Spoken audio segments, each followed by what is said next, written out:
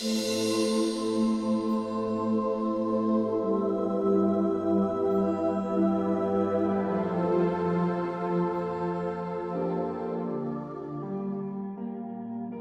story of Saint Wilfrid of Northumbria. Subscribe to our channel to receive more content like this.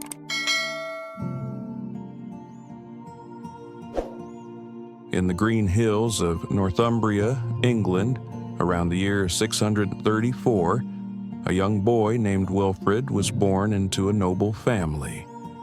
From an early age, he stood out, not just because of his intelligence and charm, but because he carried a deep sense of purpose.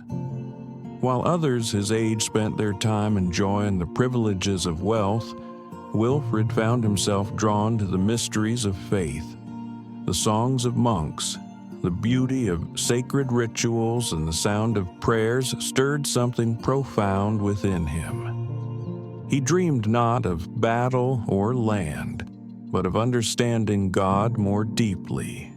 His childhood was not easy, though. After losing his mother at a young age, Wilfred struggled with grief and a sense of emptiness. Yet, even in sorrow, his heart turned toward something higher. He longed to dedicate his life to service, to something eternal. With his father's blessing, he left the comfort of his home and went to study at the royal court of Queen Eanfled, the wife of King Oswiu of Northumbria. There, Wilfred's passion for faith blossomed even more.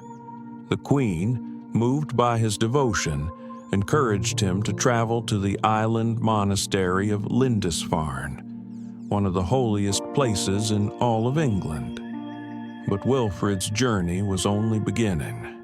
Lindisfarne was holy, but its Celtic traditions differed significantly from those practiced in Rome. The monks there lived humble, simple lives, but their customs, such as how they calculated Easter or wore their hair, did not follow the Roman way. Young Wilfred admired their holiness but felt a deep longing to understand the faith at its source. He wanted to see Rome, the heart of Christianity.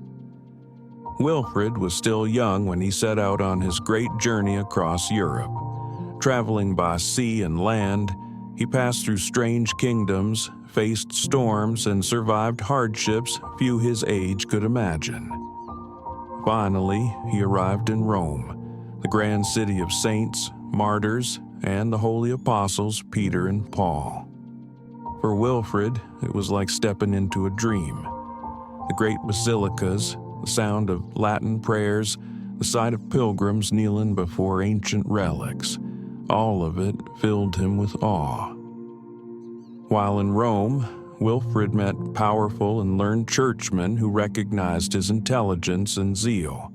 He studied the Roman way of worship, learning not only theology but also the discipline and order that shaped the Western Church. These lessons would stay with him forever. To him, the unity and structure of Rome symbolized the strength of true faith, something he hoped to bring back to his homeland.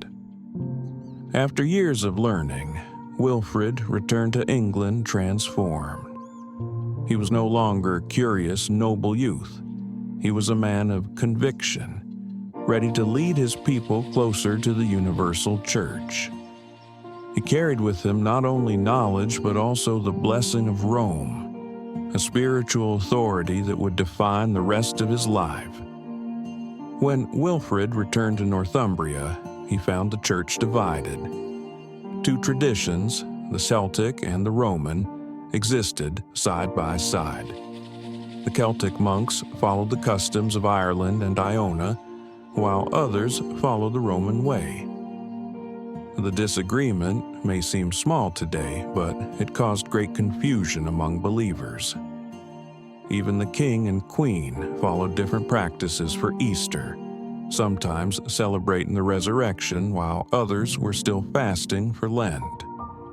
King Oswiu decided that this division must end, So, in 664, he called for a great meeting known as the Synod of Whitby. Religious leaders from both sides gathered to argue which practice should guide the English Church. Wilfrid, though still young, spoke with clarity and courage on behalf of the Roman side. He explained how the Roman Church traced its customs back to St. Peter, to whom Christ gave the keys of heaven. His words were not angry or boastful, but filled with passion and reason. The king listened carefully. Finally, after much debate, Oswiu made his decision. "I dare not contradict the doorkeeper of heaven," he said, choosing the Roman way. It marked a turning point in the history of English Christianity. Thanks to Wilfrid's wisdom and courage, the English Church became united under Rome, setting the foundation for centuries of faith and unity. Wilfrid's fame spread quickly. He was made Bishop of York, one of the most important positions in the English Church. But Wilfrid was not content to simply preach. He wanted to build. He oversaw the construction of grand stone churches, the first of their kind in Northumbria.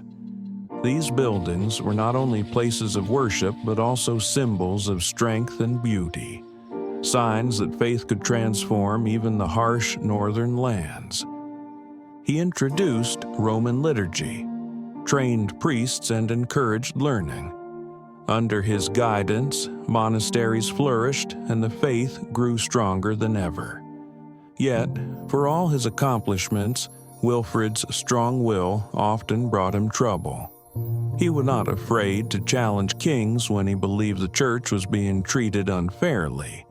This courage made him enemies, and more than once he was exiled from his homeland.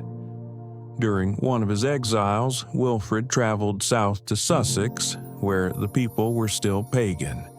He preached the gospel there and converted entire villages.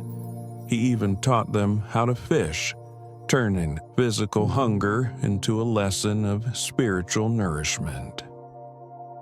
For him, faith was never just about words.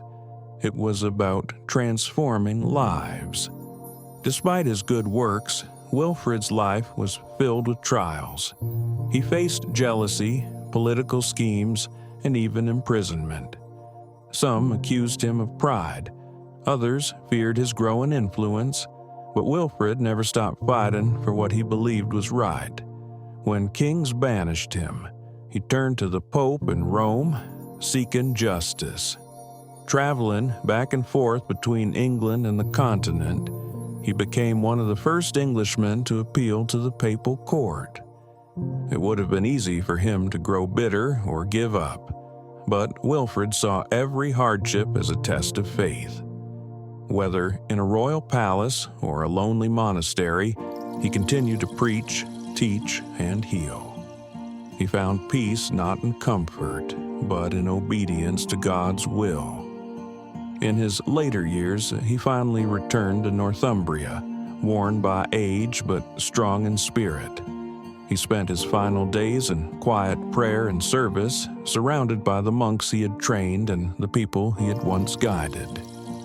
St. Wilfrid of Northumbria died in 709, leaving behind a legacy of courage, wisdom, and unity. He was not a perfect man. His strength sometimes made him seem stubborn, but his faith was unshakable. Through his persistence, he helped unite the English Church, spread the gospel, and strengthen Christian life across the land. His story reminds us that faith often requires courage. The courage to speak truth even when it's unpopular, the patience to endure misunderstanding, and the humility to keep serving despite opposition. Wilfrid's life teaches that conviction, guided by love and faith, can change the world. In our modern lives, we may not face kings or synods, but we all face moments when we must choose what is right over what is easy. St. Wilfrid's example shows us that when we hold firm to our values, trust in God's purpose and never stop learning, we can leave a mark that lasts far beyond our own time. His story is a timeless call to live with conviction, compassion, and courage, no matter where life leads us.